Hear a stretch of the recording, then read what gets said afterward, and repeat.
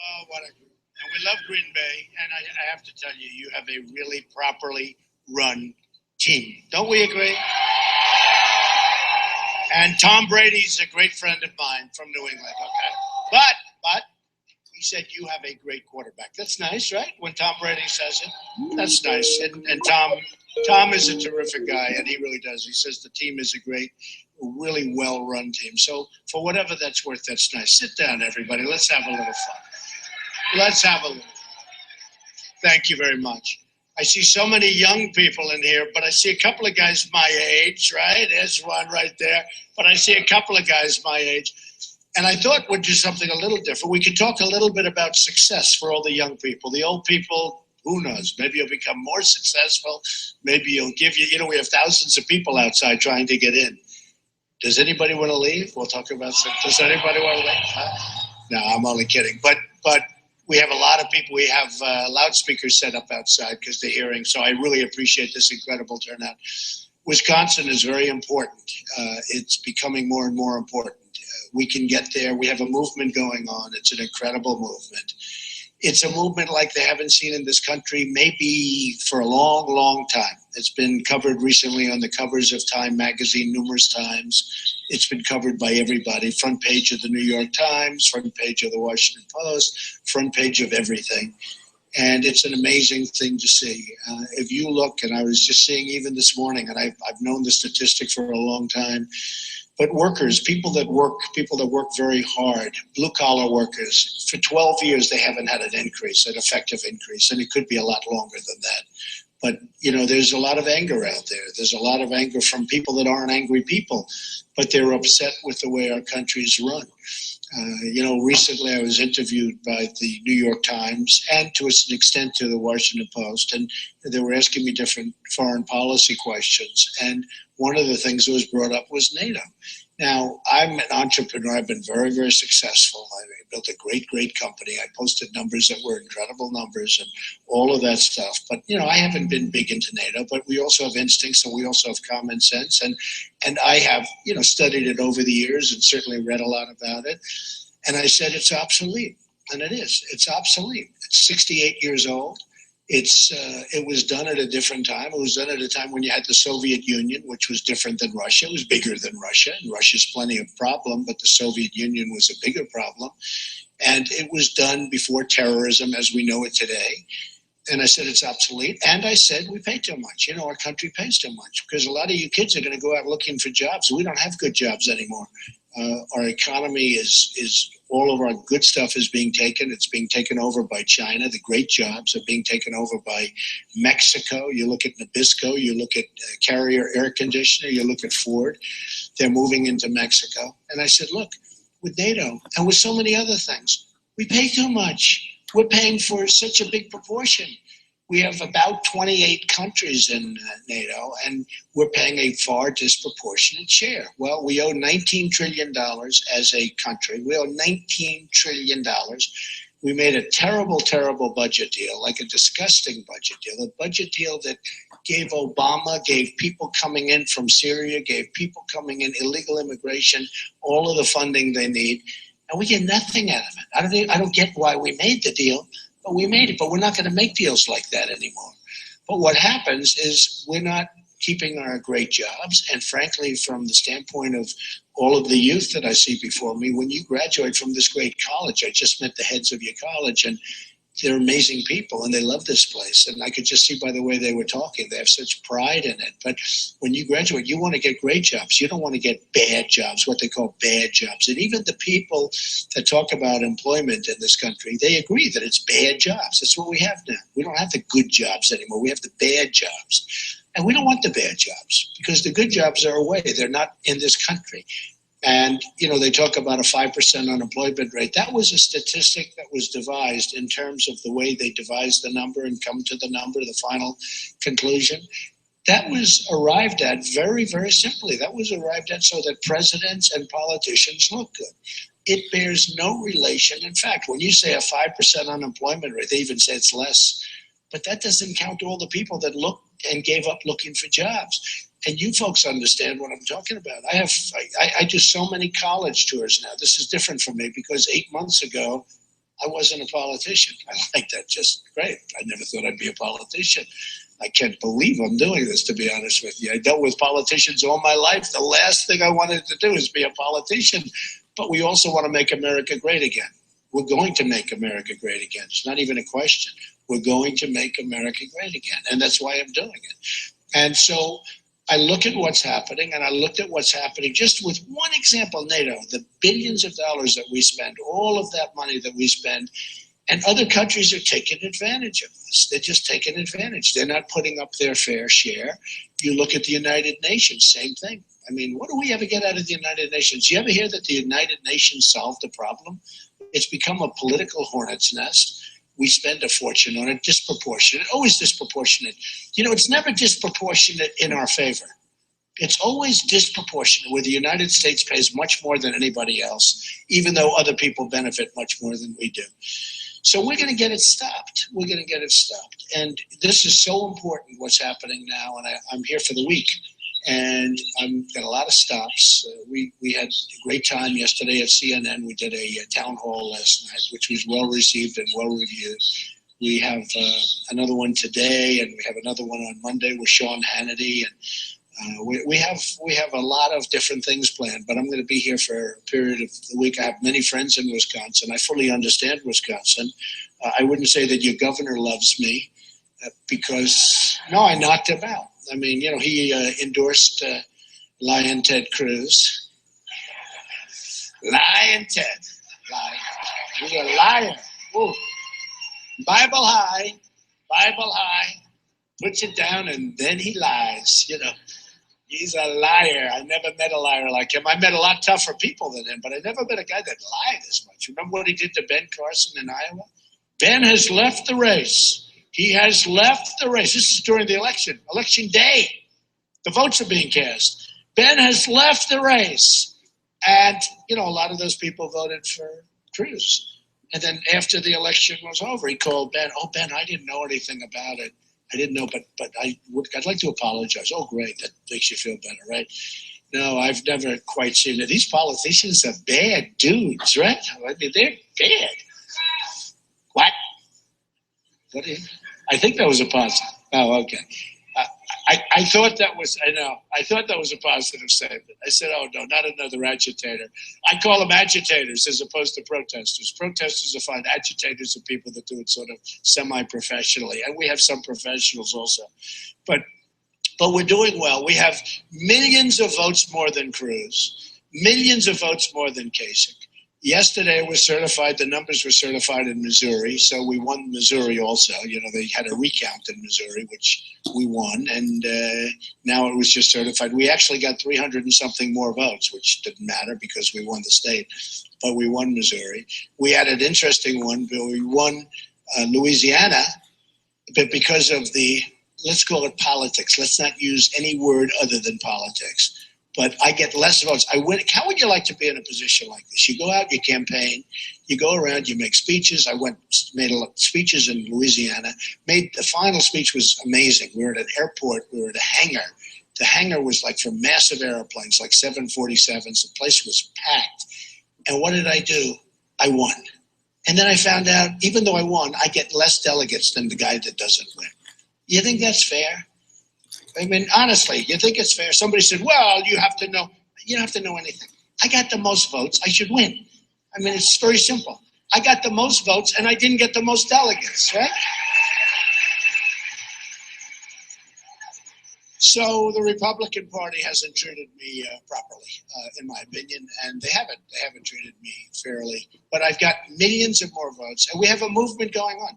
Millions of people are voting that didn't vote before in Republicans, and many of them are voting for me, in all fairness. And the people that are coming across are Republicans, but tremendous numbers of Democrats that like Trump, tremendous numbers of independents, and something that I love, people that have never voted before.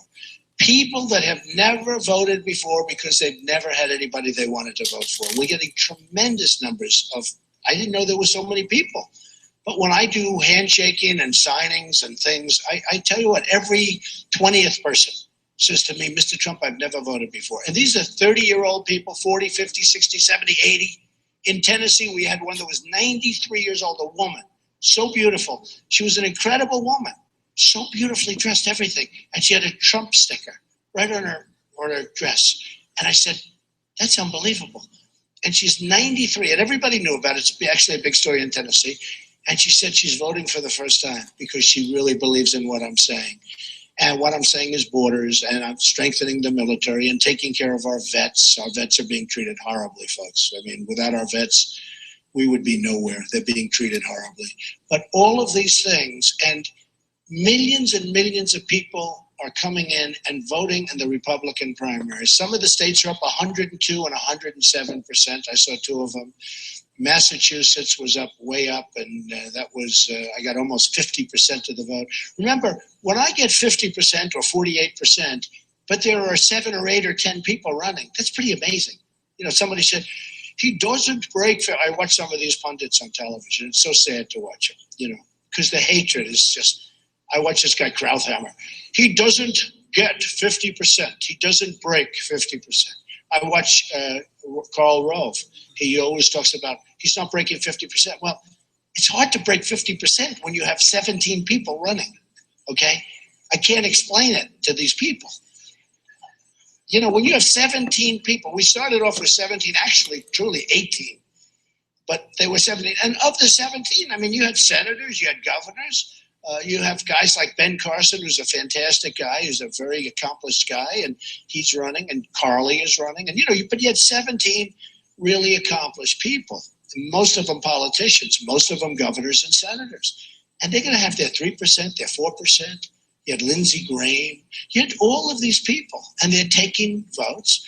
And then they say, Donald Trump has only hit 48%. I said, 48%? I mean, 48% is good if you have 3 people. But I don't like it if you have 2 people. But I like it if you have 3 people. But so we're doing amazingly well. A good poll came out the other day from NBC, which was we were at 48%, you know, and I think they had 3 or 4 people in the poll, but we were at 48%.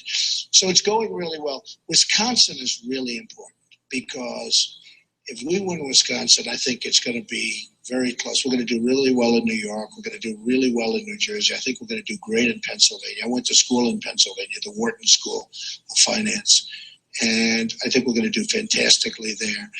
But I just want to tell you, because when I saw all this youth, this great-looking young people, okay, I just said, you know, I'm going to talk for a couple of minutes about success. Should I do that? I mean, should I do that?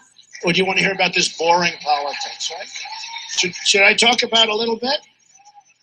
I'm given so much money to talk about success, and I give it to charities. But I love talking about success. Frankly, I like talking about success much more than politics, right? But there are a few things when you're talking about being successful. And I say it, and I say it, and it's never going to change. You have to love what you do. You're all young. Ideally, you'll love something that's a good business. For instance, some businesses aren't good business. I won't name them, but they're tough businesses. Other businesses historically have been good businesses. You have to absolutely love what you do.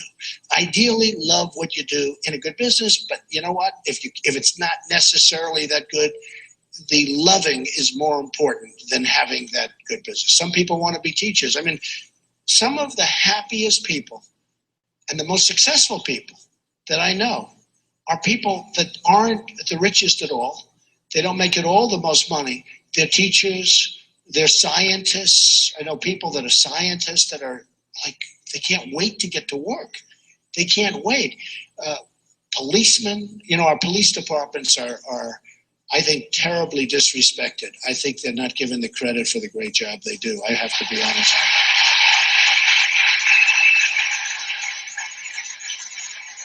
So true. And our vets and our people, our military. But I will tell you that the happy people are the people, number one, the people with great families, people that have great relationships with their wives or husband. Very, very important toward success, because I don't consider success necessarily monetary, because I know the most successful people in the world, and many of these people are really miserable people, okay? No matter what, and perhaps I'm in that category, okay? But I'm pretty happy. At least I'm very content, I can tell you. But some of the most successful people in the world, I know like many of them. I don't know all, I guess, but I know, I seem to know all. And they cross my path a lot.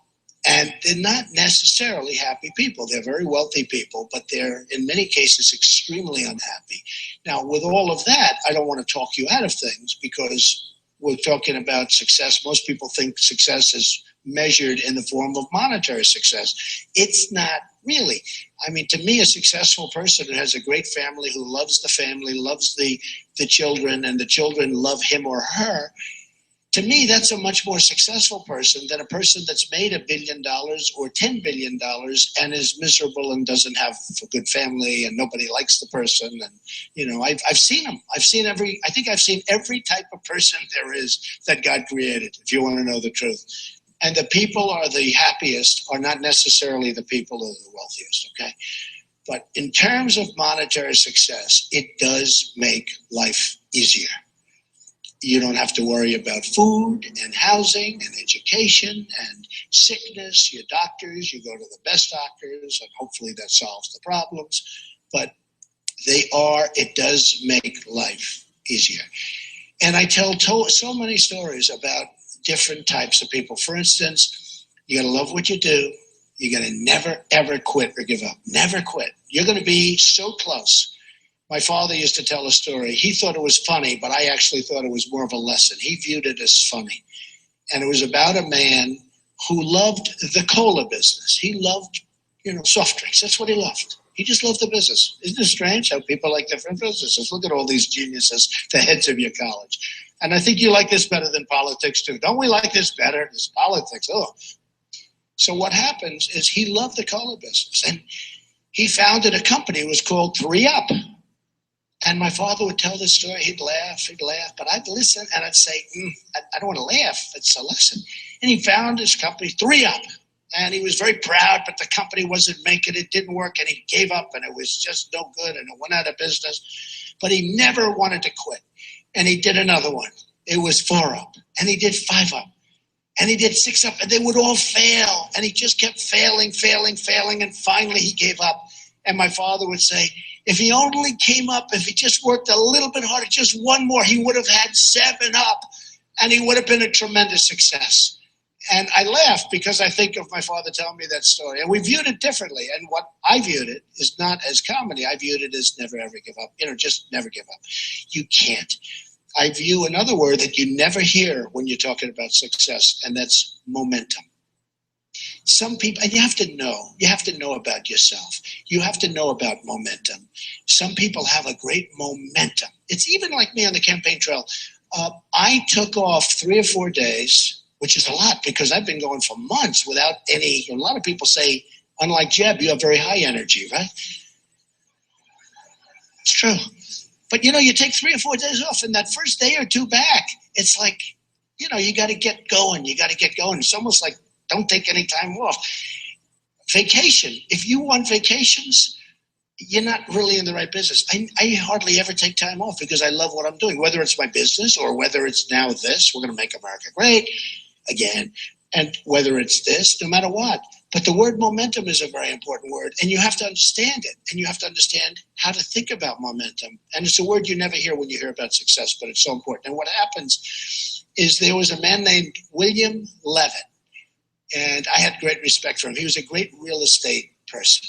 And he was a young man, and he built Levittowns. Has anyone ever heard of Levittowns? Well, Levittowns were these massive housing developments, largely in Long Island, Pennsylvania, different places, but massive. He was really the first of the massive builders of homes. And he was a young man. He did unbelievably, became very, very rich, and everything he touched turned to gold, and it was incredible. And then what happened is he was offered a lot of money by Gulf and Western. It was a big conglomerate to buy his company. And you have to understand, William Levitt used to go around looking for nails, looking for sawdust. He'd sell the sawdust. He'd save the nails and use them again. He'd save chips of wood and use them for different things. Everything was perfect. He knew how to get zoning. He'd have lunch with the mayor. He'd have lunch with the council. He'd have dinner with everybody. He was the ultimate professional real estate developer, and he built Levittowns. Remember, he was the first really large-scale housing sprawl all over the country. Actually, they went all over the world. So Gulf and Western came to him, and they offered him a lot of money. more money than he ever thought possible. And he took it. And he said, oh boy, this is great. He then retired at a very young age, very, very young. But he was going crazy. He was so bored. He was going absolutely crazy, but they had a restrictive covenant. He couldn't compete. He couldn't do what he knew best, which was building housing. And so he was retired.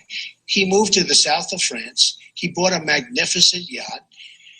Unfortunately, he got divorced and he did a trophy wife thing and, one of those things. And terrible person to do that. But he did it. But he had a wife who was a good wife, La Belle. And he named the boat after her, the yacht. And he was riding high. Everything was good. Now he's getting a little older. He's still in retirement, lost his momentum, remember the word. And Gulf and Western comes back and they're dying. This is a big company, but they're dying because they don't send people to pick up nails. They don't send people to sell the sawdust. They don't send people to take the little scraps of lumber and bring them down and sell them and get very small amounts of money, but it all adds up.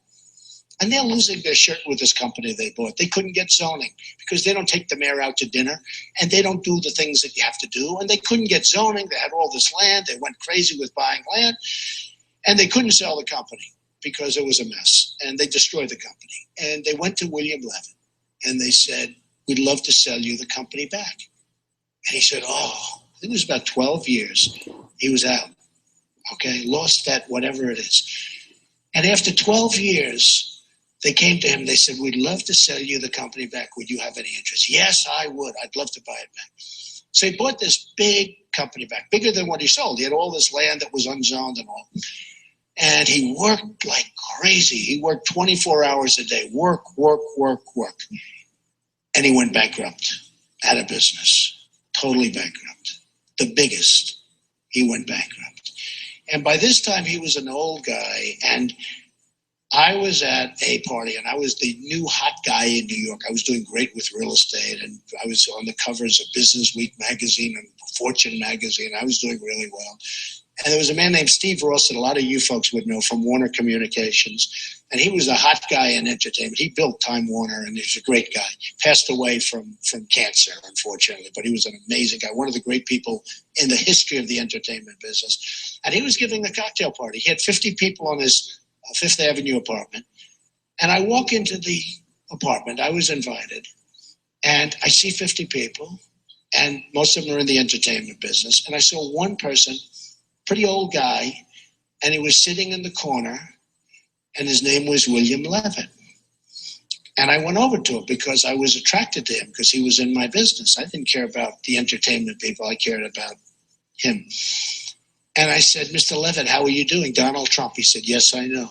He said, I'm not doing well. I'm not doing well at all. I said, I read that, and it's too bad. What went wrong? And I'll never forget the expression of the statement. He said, Donald, I totally lost my momentum. It's a thing you probably never heard. He lost his momentum.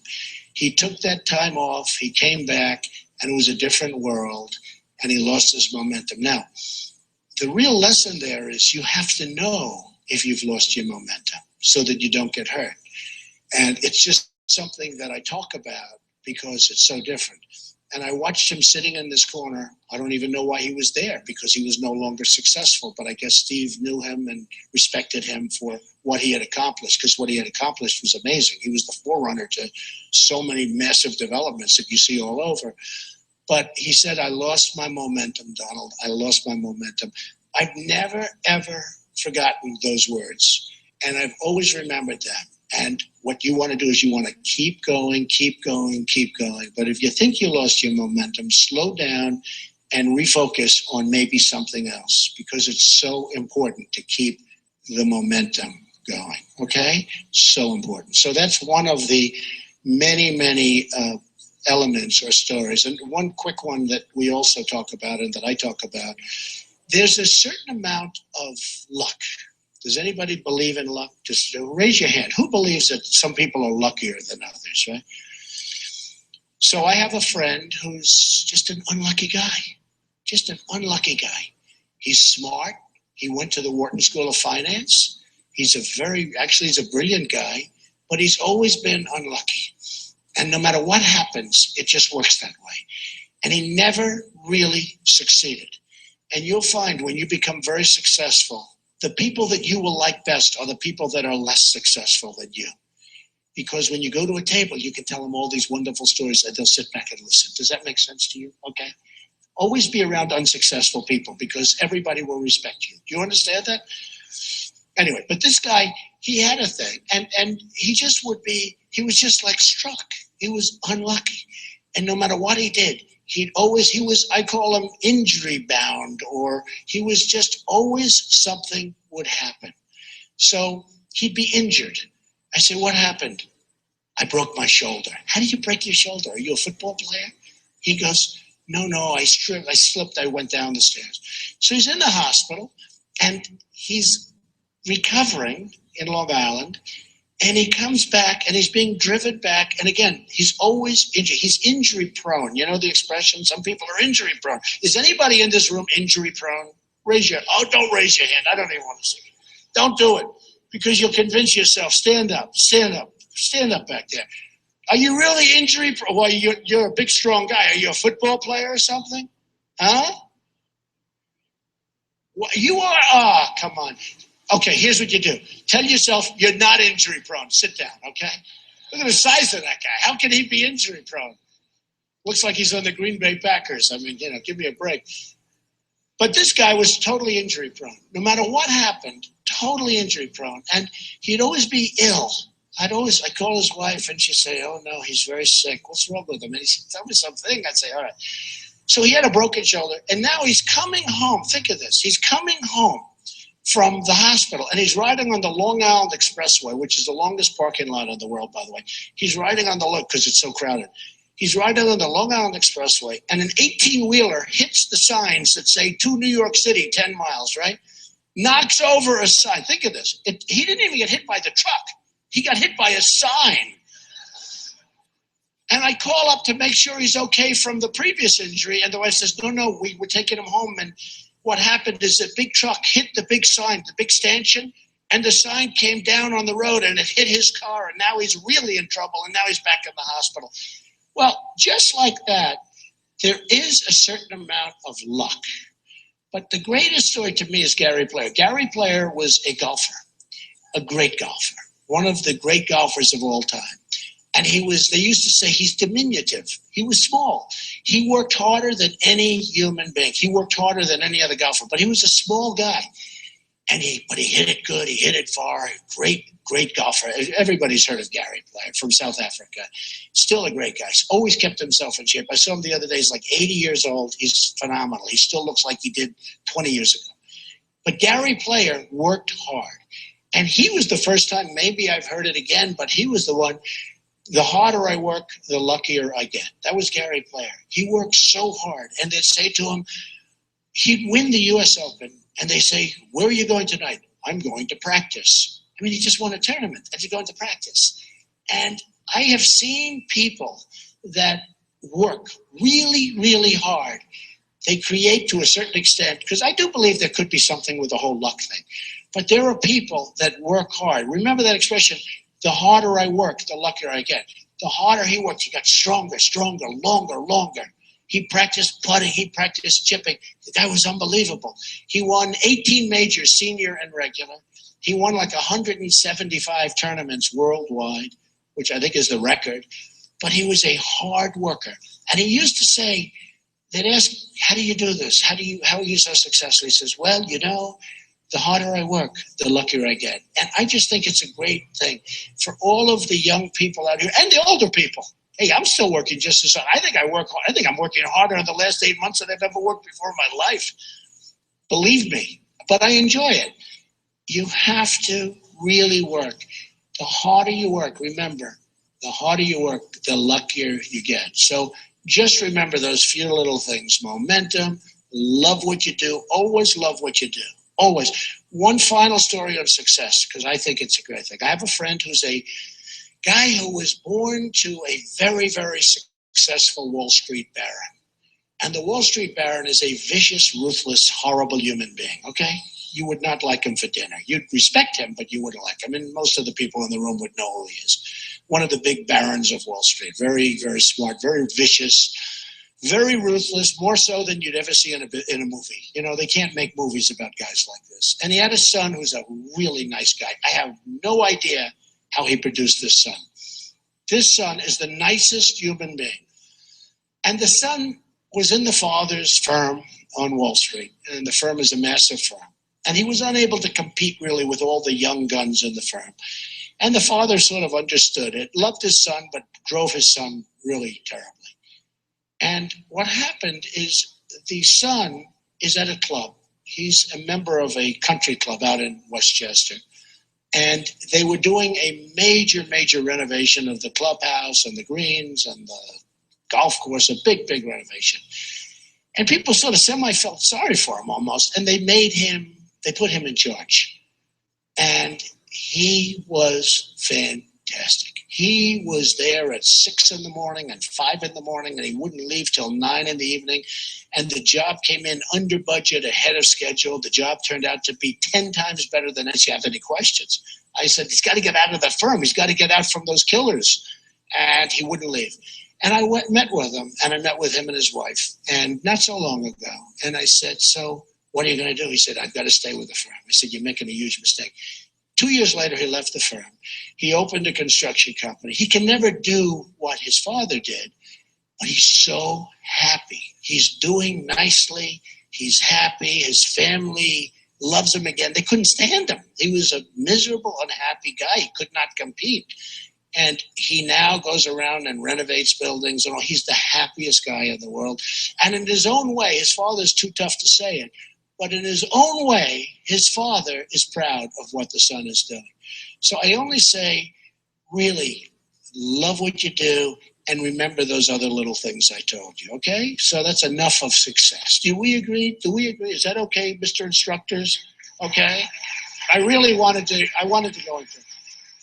I don't think I've done that once. I love speeches on success. I mean, to me, they're great. And sometimes, but I think that might be the first time I've ever done it on the political scene. And a couple of the older guys sitting in front, they've already made their millions. They're so rich, I don't know, right? You with the red, stand up with the red cap. Look at that guy, handsome guy. You've made millions, right? Millions or maybe less. But you happy? Oh, U.S. Marine Corps. Were you in the Marines? That's success, and you're very proud of that, right? Same thing. It's all the same, folks. It's all the same. That's fantastic. Go ahead.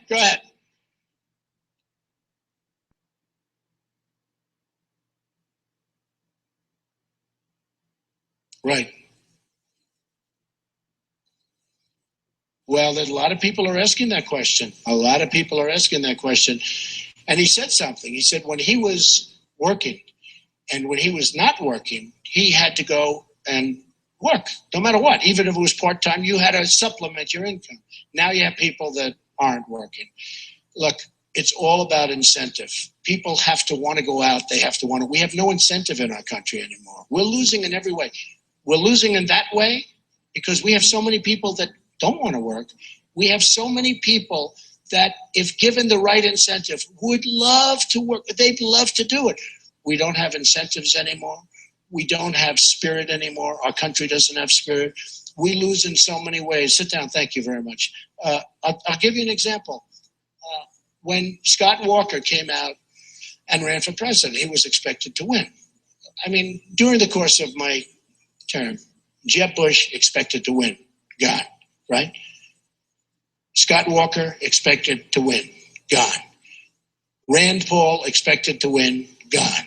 They're all gone. I miss him. I'm like lonely. No, I'm lonely.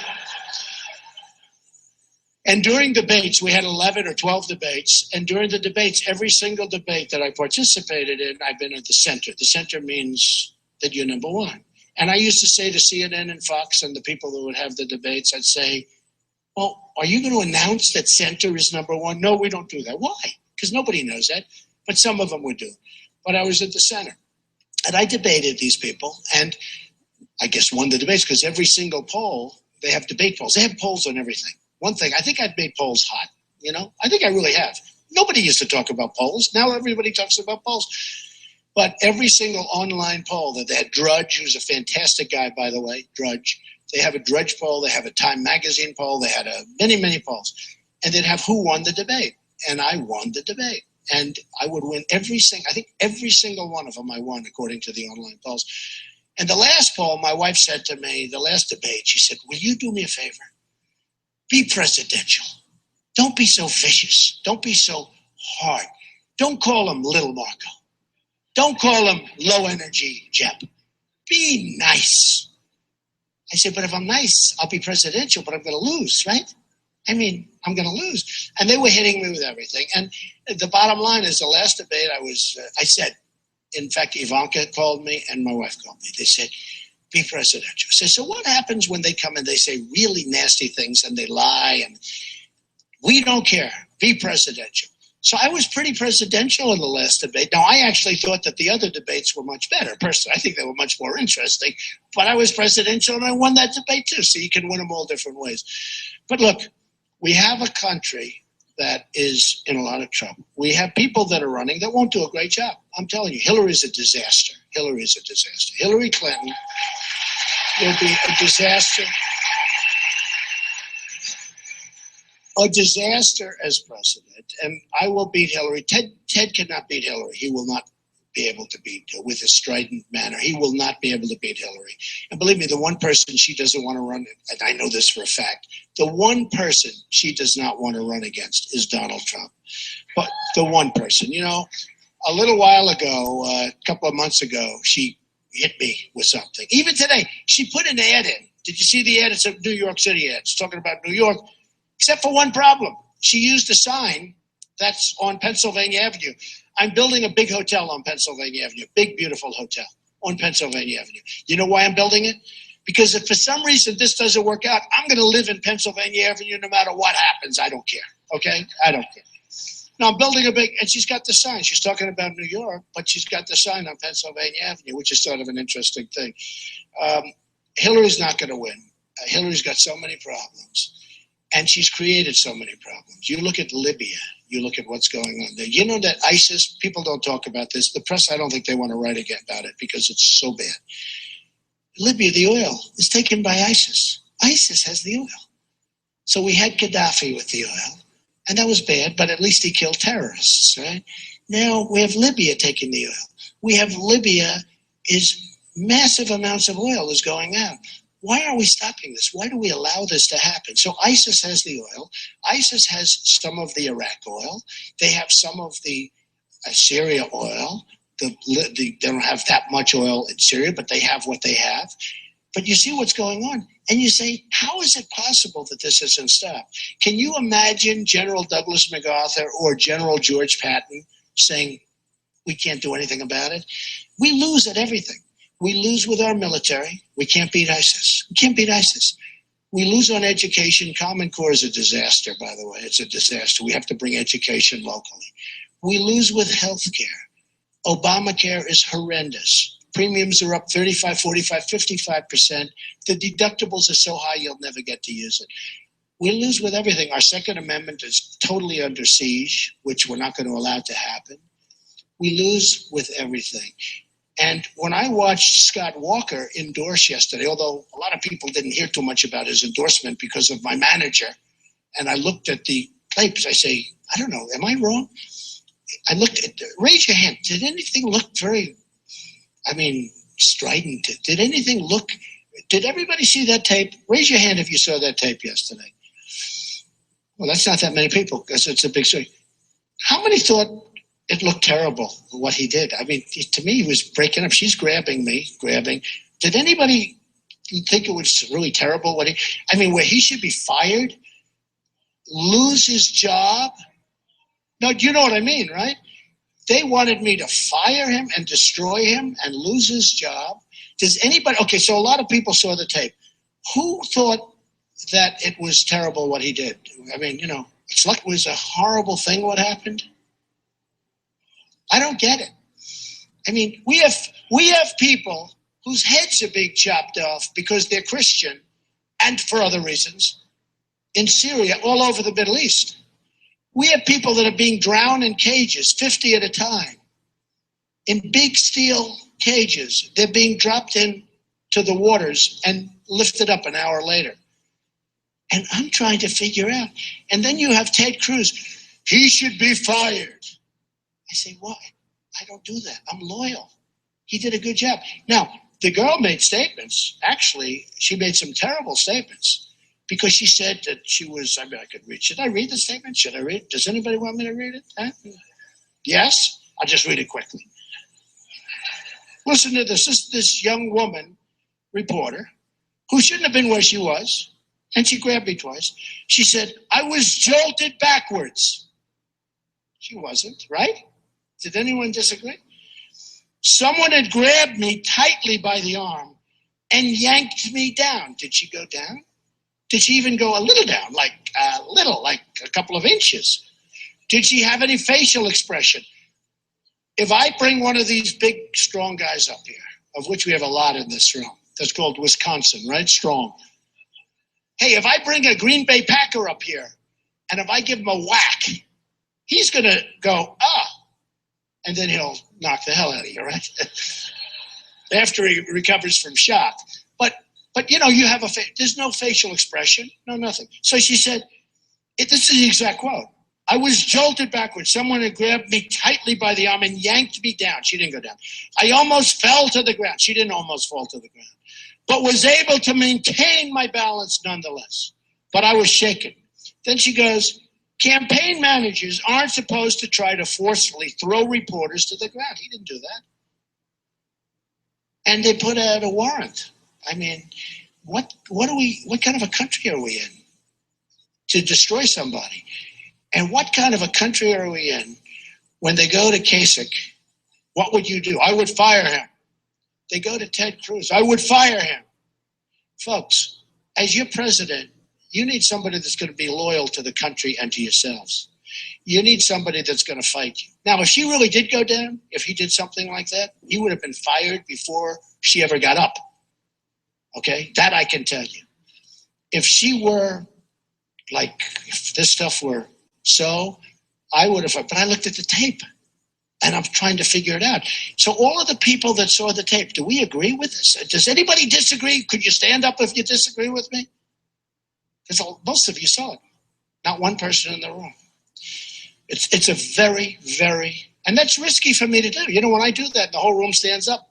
Believe me, that's going to be the #1 story on television. Here's the bad news.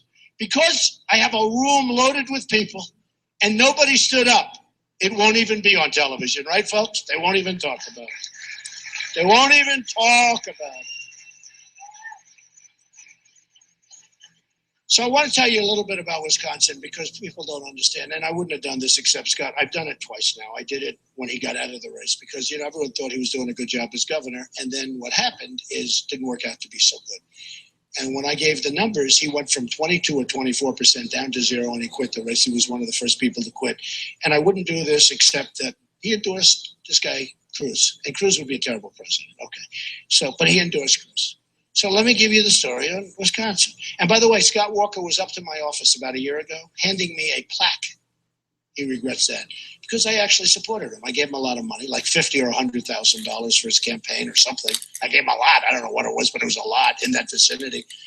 And he came up to my office, gave me a flat pack. We're trying to find it. It's on the bottom of a pile of plaques. I'm pretty sure I can find it. Actually, I got word that they found it. I'll have to show you. But look, I wrote these stats down. I just wrote them down. And these are stats. This is not Donald Trump doing numbers or anything. This is a straight, you know, right out of the book. By the summer of 2015, remember, this is your state that you love, that I love too. I have a lot of friends in Wisconsin. It's an amazing place. By the summer of 2015, Wisconsin was facing a $2.2 billion two-year budget deficit. Okay, that's bad. That's bad. Total state debt is $45 billion. Went up a lot. That's bad. That's a lot. That's at the higher end. That's really up there. I don't know if you folks know that. 20,000 fewer people in the labor force in Wisconsin than 7 years ago, even though population has grown by 100,000. So you have 20,000 fewer people working, even though population growth has been increased by 100,000. And, you know, I see this guy in his Harley. He's always on a Harley. I love the bikers. You know the bikers love me? I was saying it. Do you know that? Do we have any bikers in this room?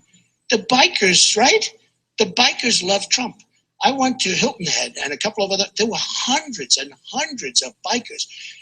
And the Secret Service says, stay away. I said, don't stay away. These are the greatest people. These people are amazing. For some reason, the bikers love me. I'm not a huge biker. I have to be honest with you, okay? I always like the limo better, right? The limo. But the bikers love me. You know why they love me? And I asked a couple of them, why?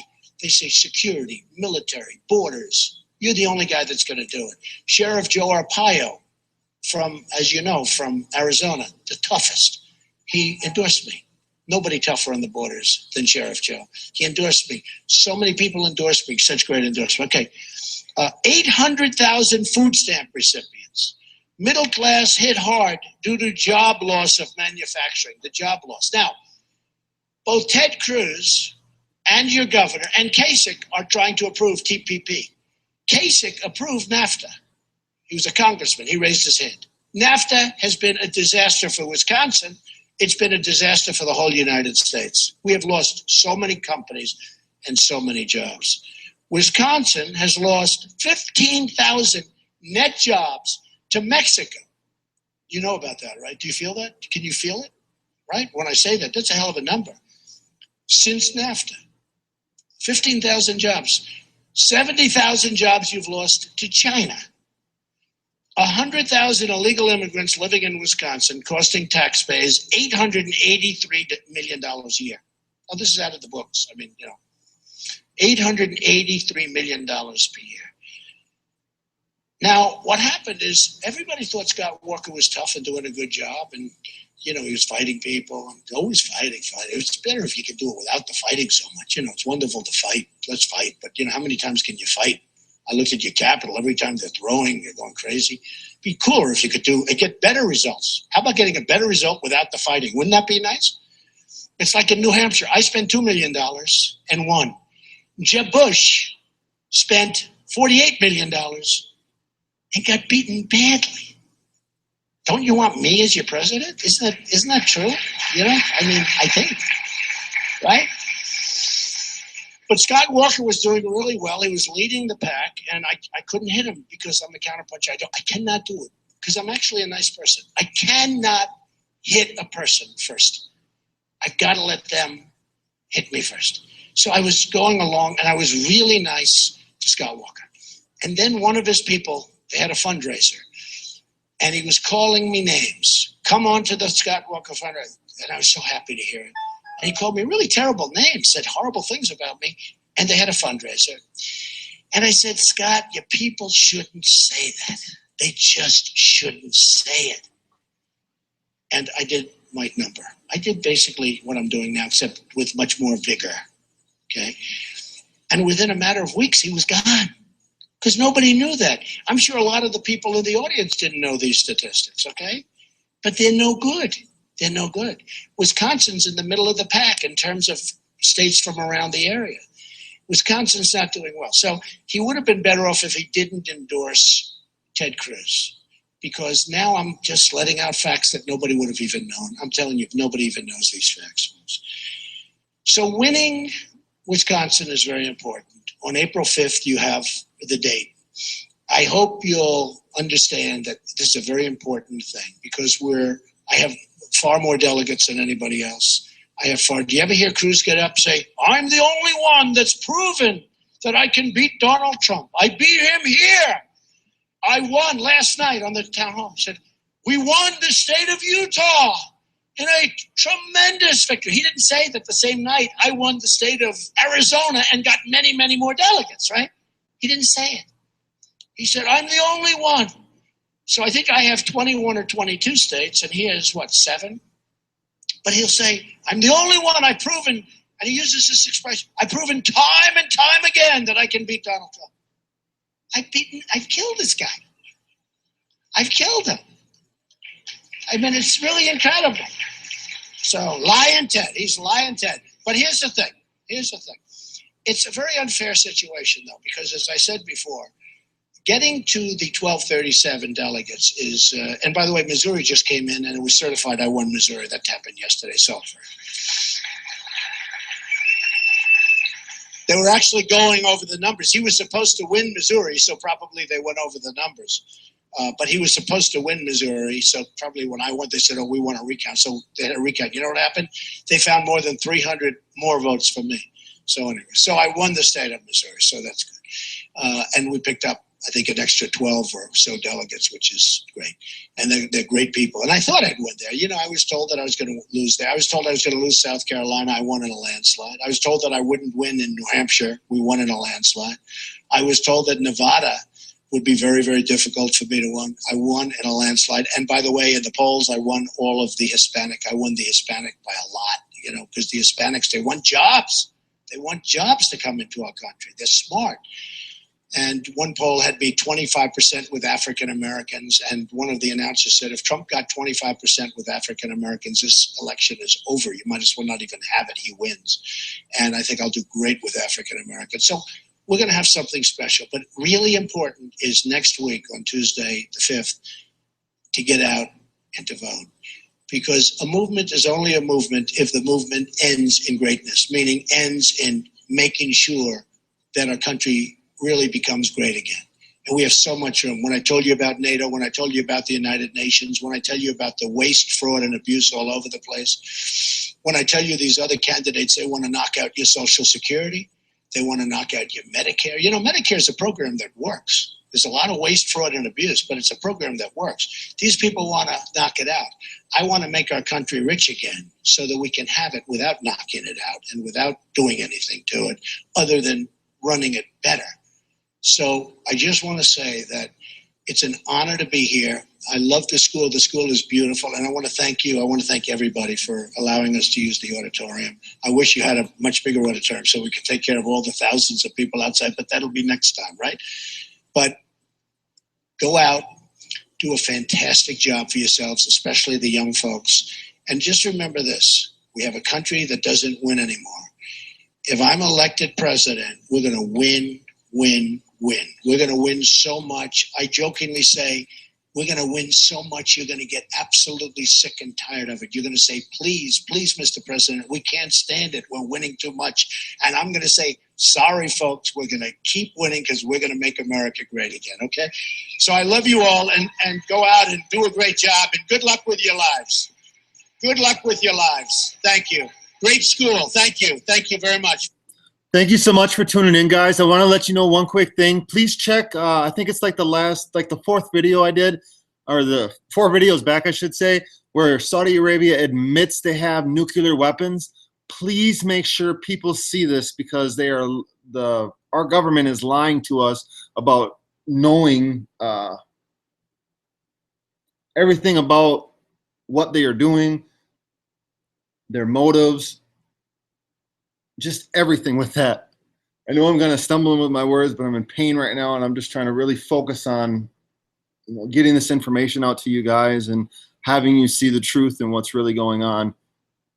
Thank you so much for tuning in. Please like and subscribe, and I hope you guys have a great rest of the day.